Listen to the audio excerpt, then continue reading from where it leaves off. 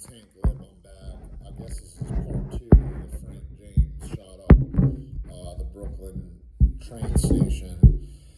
So, where I was at in the last video when it cut off is people, I could see how a person could have ill feelings toward a certain population. In this sense, I could see if Frank James shot up a predominantly Chinese population.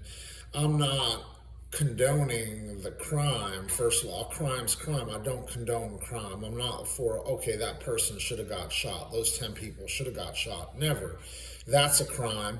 It should be censored in the sense of now he has lost his rights to be a free person. Not because he's mentally ill, but because he acted on committing the physical crimes of getting physical and inflicting some type of physical crime on someone. I think he's allowed, maybe it's wrong, but if he wants to hate Chinese people, I think A, he's allowed that right, and B, I could see how it happens. But here's the fine line. You know, back to the Twitter censorship, and this guy was on social media, and he should have been flagged down for all his red flags and censored in the sense of taking it off. It shouldn't be taken off because he doesn't have the right to free speech.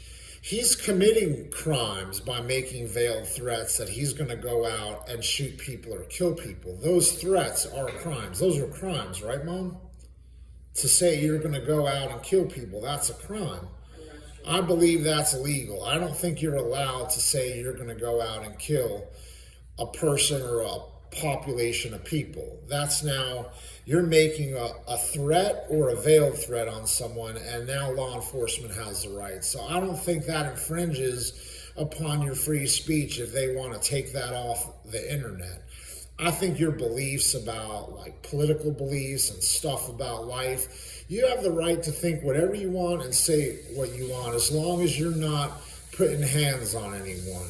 He went out and he put hands on people. He released gas and chemical weapons to hurt people and kill people. He shot people with the intent to hurt them or kill them. Those are crimes. He's not allowed to roam the streets anymore. So all the red flags they didn't catch before, now they caught it. He brought it to himself. He walked himself into a brick wall. Now he loses his rights. But because he committed crimes, not because he's not allowed free speech. So the fine line of censorship is a fine line. But really, if you bring it back to the root, his ill feelings possibly towards the Chinese population, and the fact of matter of censorship, maybe the media that for the last 2 years has been harboring ill feelings towards the Chinese. I mean, they're blaming the Chinese for COVID. That is maybe something that, okay, that's the media's free speech. Then how do you take away people's free speech on Twitter and social media? People should be allowed to say what they want. The media has the right to free speech, but there's consequences, okay? If you talk about for 2 years and publicize that we are blaming the Chinese for COVID, and we're about to go to war with China if they invade Taiwan after Russia invades Ukraine, and you're making like China public enemy number one, you know? Are the next people the United States are going to go to war with. People in America are going to start to possibly have ill feelings towards Chinese people, coupled with, you know, some of these personality dynamics. Chinese people are more reserved.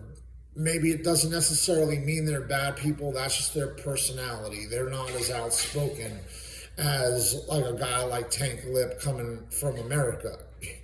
You know, so I personally don't mix too well with saying thank you for my beef and broccoli and getting snubbed and not even getting a "you're welcome" when she should be thanking me, and I shouldn't be begging for "you're welcome," you know, for being a good patron of their restaurant and paying them money.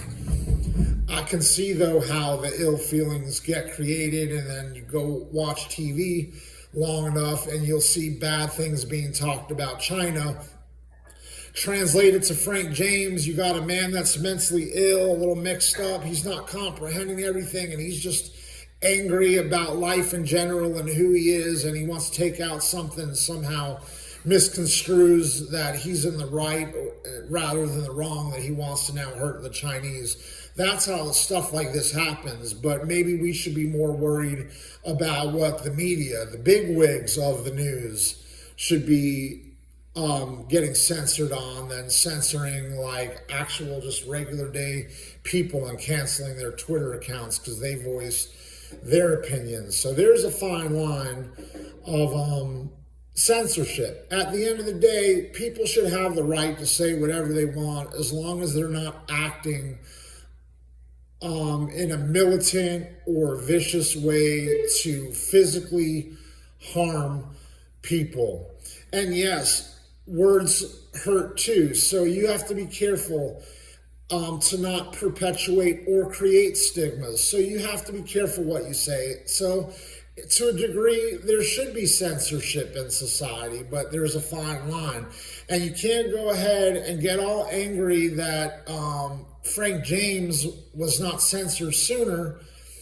Maybe you have to blame the act, a hate crime that he did commit against Chinese people in Brooklyn, and say to yourself, well, how was that hate towards Chinese people evolved or perpetuated? And you have like the news talking about China's public enemy number one to the United States because they unleashed COVID on us. They're to blame for it. We got to stop buying our goods from China and build the things we need from our homeland instead of giving them money and making them rich while they then want to hurt us. So, you know, there's fine lines and different degrees of the censorship and free speech issue, but I mean, I basically just want to give you all the news and also my personal opinions on the matter. But you do Tank Lipp. Check out some Tank Lipp music. It's all over the internet. Check it out on YouTube, Spotify, iTunes.